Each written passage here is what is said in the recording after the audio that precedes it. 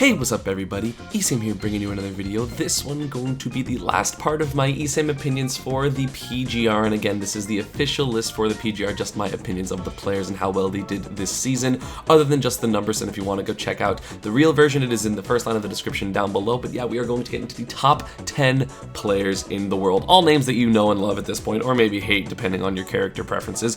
But first off, we are going to have Mr. R, the Sheik main. So Mr. R obviously has been one of the most solid players ever, one of the most unfortunate players in my opinion of the entire Smash 4 community, at least of the ones that you see all the time, and then just always unfortunate things will happen to him.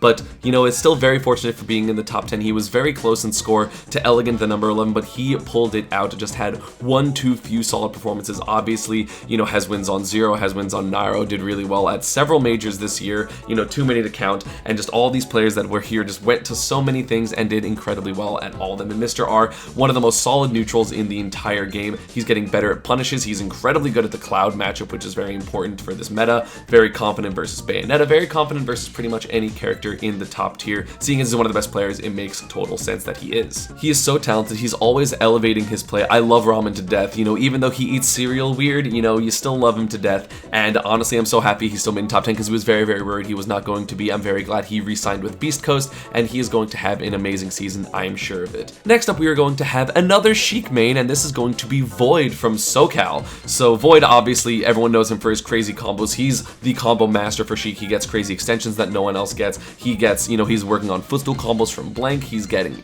better at edge guarding. He had such a hot beginning of the season, getting top 8 at EVO, getting top 2 at DreamHack Atlanta, you know, being literally like 1 or 2 frames away from beating Salem and winning his first S tier because he has yet to. But he has had so many performances, beat Leo, got top 8 at several events. He's just so good. And yeah, he had a little bit of a tough time in the middle of the season, kind of getting 9th over and over again, and had a, you know, mediocre performance at Shine as well. But either way, you know, everyone I feel like in the top, like literally everyone had some mediocre performances. Void is no exception, but either way, still going to be strong and have got enough wins, got such good placements, going to be number 9. Really happy for him because, you know, Void, you know, his backstory is he left Hawaii to take this game more seriously, and you know, he was kind of just like a pretty good player beforehand, but then honestly he came to America, he started doing really well. You've seen, you know, him do amazingly well in every single PGR. He's just put so much dedication into this game. He practices so much. His movement is probably the best movement in the entire game, maybe second to Tweak. You know, his movement is absolutely insane, which is why he never really messes up in tournament. Like sometimes he does, but not like way less frequently I feel like than a lot of people, especially that move at his speed. So I'm really happy he did this. You know, I'm happy that even with his little slump, he was able to kind of come back near the end, finish off strong, and maintain his top 10 status. I'm so proud of you. At number 8, we have someone I have always held in very high regard, and that is going to be Ken, the Sonic main from Japan. So I remember back at EVO 2016, I'm like, guys, you know, Ken didn't top 8, but like he's definitely top like 7 or 8 in the world, and people are like, no, you're crazy. And now obviously being top 8 on the PGR, you know, I'm so happy for him. He is so solid. He is so good. Honestly, the thing that is holding him back from top 5 is he has a pretty big Diddy problem. Has taken Zero very close, but honestly, there aren't really top Diddies in Japan, so he's not able to get that matchup experience, and so he struggles very hard with Zero. Has not got over that hurdle, but he has beat pretty much everyone else. Hasn't beat Salem, but he hasn't had that many opportunities to. But he's beat Tweak, he's beat Leo, he's beat so many good players, so many amazing players, the best players in the world. You know, he has a winning record on Nairo, a winning record on DeBuzz, lifetime. Like, this guy is absolutely insane. He is so good, so solid, so hard to hit, so hard to, you know, get rid of his pressure, so good at getting rid of other people's pressure. He's just so good all the time. Like, everything about his play is amazing, except for the fact that, you know, he has a little bit of a Diddy problem. And obviously, you know, only losing to Zero isn't necessarily, you know, indicative of a Diddy problem, quote unquote, but you know, when I watch him play that, I definitely see it. But he is just so good. I have such high faith in him. He could easily be a top 5 player in the world, has the wins to prove it, just has to, you know, beat Zero maybe once, beat Salem a few times, and he will be top 5. He is so good. I love watching this guy play. At number 7, we have Mr. Firefox himself, Larry Lur. So obviously Larry just super solid. He hits you, he kills you. He's very good at getting out of disadvantage. His neutral, he's so patient but so aggressive. He's able to turn on and off when he's being patient, when he's trying to bait people, when he's trying to get into people's spaces. You know, he's starting to do a little bit more of the footstool combos or like the downer startups.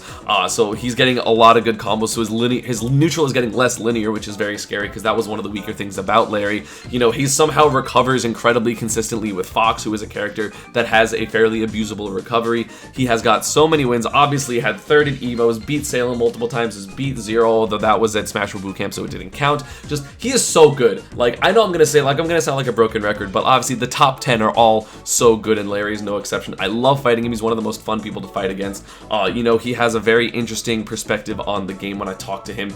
You know, he plays actually really loud on his control. Like, you can always hear people clicking their buttons when you play against them, but Larry treats his controllers very gingerly, which is incredible because he still does amazingly technical things and really fast things, and he's being very gentle with his controller, making sure it lasts a long time. It shows that he really cares for, like, his longevity in the game. But honestly, just an amazing player. I love watching him play. I love his personality. He streams. It's so entertaining. He's such a good guy. You know, as I pretty much like everything he does in terms of his media presence and everything like that. So I love Larry. You know, hope he can go back up to top 5, but either way, top 10 is a crazy accomplishment and he should be proud of it. At number 6, we are going to have Tri-State's Dabuz rocking Rosalina and Luma. So Dabuz, obviously this season didn't go to too much compared to a lot of the people in the top 10, but when he went, he made it count. Winning Arm Saga, winning Big House, getting top 8 at pretty much everything he entered, I think, other than SmashCon and GTX. So honestly, an amazing season. He did so well. He beat so many people. He was just so solid. Dabuz is one of the most consistent people in the entire game, because even when he loses,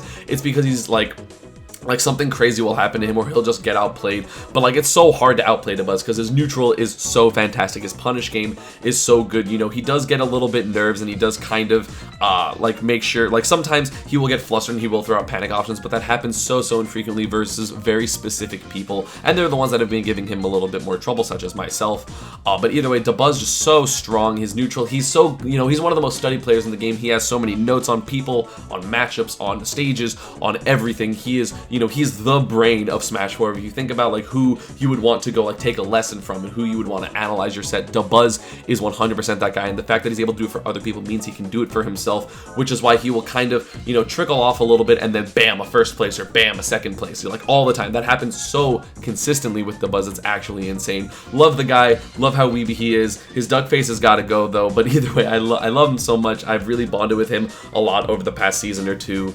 Pretty much since like February, I've really become a much bigger fan of Dabuz's personality. So I love the guy and I hope all continues to be well for him. Bringing into the top 5, we are going to have someone that I felt incredibly bad for last season. That's going to be Tweak. And you guys can remember when I talked about Tweak, I said something along the lines of like, you know, he really wanted top 10 and he barely just got outside of it with like 12 or 13 or something like that. And now he finally got it. He played so well. He has so many wins. He has so many consistent placements. Just got top 8 at like pretty much everything he went to. Got wins on literally everyone. Beat Salem, beat Zero, beat Nairo, beat Leo. Just, you know, he's Leo's demon pretty much. Like if Leo is gonna have a demon, it is going to be Tweak nowadays. I mean, winning MK Leo Saga, which was one of the only, like one of 2 S+ tiers, you know, period. He's so good. He's so solid. He has really, you know, not only with Cloud, but also with the secondaries, gotten clutch wins with Donkey Kong, gotten clutch wins with Bayonetta. That's why he was able to win MK Leo Saga, because his DK beat Leo and then his Bayonetta beat Ken. So his secondaries are no slouch. You know, the fact that he has 3 characters at such a high level is so impressive. You know, he practices so much. He will play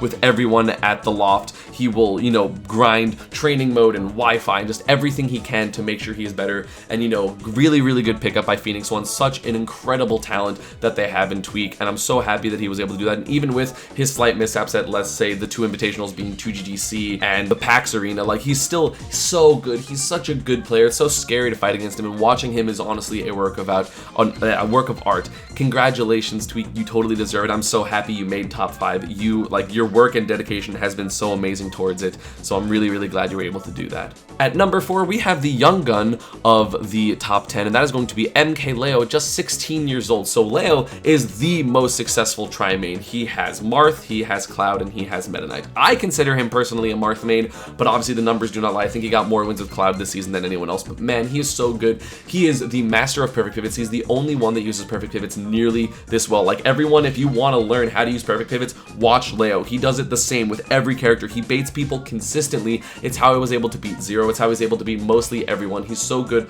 off the hit. He's incredible at getting tippers with Marth. He's incredible off the hit. At Cloud, he just will nickel and dime. He won't nickel and dime you. He'll just play neutral. It'll be so hard to get, and then when he hits you, he'll deal you 50. Charge limit, get limit, have buffs. Just, he's so good. Everything about all 3 of his characters, and even his Corrin, you know, he's just so good. He's able to get wins with so many characters, just play so high level with so many different characters, and he shows that you don't just have to play one character. You don't have to focus on one character to be good. Although the few people above him mostly do play one character, Leo is just able to play at that level with multiple characters. Like, I feel like if he played only Cloud, he would be top 5, and if he played only Marth, he would be top 5, and if he played only Meta Knight, he would be top 5, although Meta Knight's a bit weaker than the 2 other characters. But either way, he's so good. Like, playing Leo is such an eye-opening experience because you will never be as humbled as when you play against Leo in friendlies and you like just go 1 in 10 with his Marth because you can't hit him, and he's always able to clutch out the last hit scenarios, and he's just so good.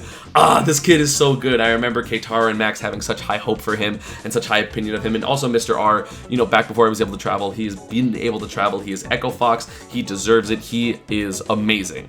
At number 3, we have the most explosive player in the entire game, still to this day, the most popular player I think in the world, and that is going to be Nairo. So Nairo, obviously crazy. He gets in people's head, he makes those reads, he makes the craziest reads work for him at the highest stress moments, the highest pressure. He never crumbles under pressure. He is the one player, I feel like, in the entire world that when pressure gets to him, he gets infinitely better. I think under pressure, Nairo is the best player in the world, but sometimes if he doesn't get that pressure going, or he's just getting frustrated with the game, which he does sometimes, you know, he's able to crumble. Nairo, obviously such an impressive player. I wish I could play him. I want to play him. I never get to play him. He's so much fun to play against, you know, because either way, like, if you lose, it's because he botted you and he outsmarted you, and if you win, you feel satisfied because it's so hard to outsmart and outfeel and outplay Nairo, because obviously has been consistently a top 3 player in the world. He is so good. Playing him is amazing. Watching him is amazing. Everything about this player, his stream, his social media presence, everything about him is so good. He is, in my opinion, the most marketable person in Smash 4, the most valuable player in Smash 4. Free, not close. At number 2, we're going to have the Evo champion, Salem. So Salem, obviously a crazy season this season, you know, just actually cared a lot more this season, got more comfortable with high-level matches, because, you know, at the beginning of Smash 4, he didn't really play that much until Bayonetta came out. Like, he played a little bit, like, he would mess around, but he wouldn't really go seriously in tournament. Then when Bayo came out, he began to try hard, had to really catch up with the meta, and now that he has caught up, he is the person to catch up to. In my opinion, at the end of this season, he is the best player in the world, although Zero obviously throughout the season did better, which, by the way, spoiler, Zero's number 1. But I think at the current moment, Salem is the best player in the world. He is so scary. He's able to clutch out things. He's able to play the game at his pace regardless of what it is. If he's aggressive, he will body you. If he wants to camp, he will frustrate you to no end, and he's able to just turn on the switches better than any player in the entire world, in my opinion. Obviously, he has such a high mastery of Bayonetta's combos, but honestly, he's not even the best at comboing compared to a lot of the Bayonettas. I would say maybe he's the 3rd or 4th best Bayonetta at combos, but his neutral is so good, and his general advantage state is so good. He is the best Bayonetta at edge trapping. He's the best Bayonetta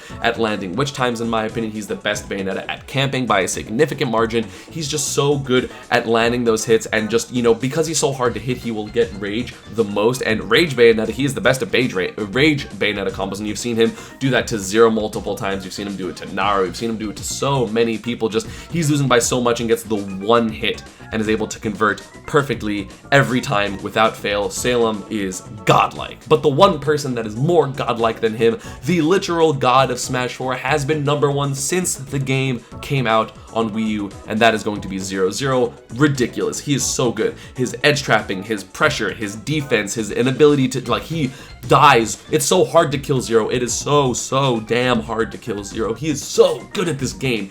Just even with a character, he's had to change characters multiple times. You know, was a Diddy main at the beginning. Diddy got nerfed. He became a Sheik main with a Diddy secondary. Sheik got nerfed and now is playing Diddy. Diddy's not the best character in the game, you know, probably not even top 3 or 4, and yet he is able to string so many wins. He is so good under pressure. He is so consistent at this damn game. He is so consistent. He's only really losing to the top of the top players. You know, just absolutely fantastic. And, you know, yeah, he lost Evo. He lost the championships, but he's losing to other top 5 players in the world. Zero is just so amazing at, like, everything about this game. And yeah, sometimes he can be a little bit stubborn, you know, like it took him a little bit to listen to my SDI stuff with Bayo. You know, he, you know, will trust his own intuition over others, but you can't blame him for trusting himself first, because he's the best player in the world for a reason, had the long streak for a reason, just is consistently the number 1 seed at every single tournament for a reason. There's nothing more to say about him. He is so amazingly impressive at this game. He is so good. He will be the best player. I think no matter how long this game lasts, he will always be the most legendary player at Smash 4. Hands down, no question. He is the best. And yeah, that is going to be about it for this one. I hope you all enjoyed both my videos and the overall PGR videos. As always, social media, Panda, and partner stuff is down below. The other PGR video, the main PGR video, is down below. Please check it out. Show everyone that is in top 10 some love, and just show everyone in general on the PGR some love. Go follow them on Twitter. I'm sure you can find them pretty easily, and I will see you all next time. Bye.